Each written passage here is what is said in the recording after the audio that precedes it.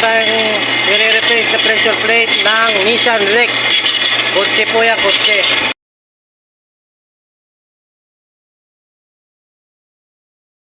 Tropa, puro sunog oh.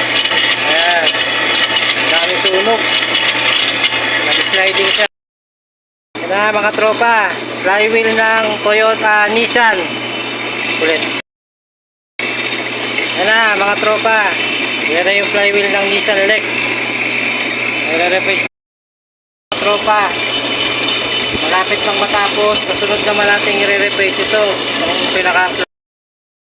Oh, yan na mga tropa. Binabawasan na natin yung lapatan ng pressure plate. Mga tropa, yari na rin yung pressure plate ng Nissan Lex. Yan. Ayan na mga tropa, yari na. Makinis na ulit yan. Oh.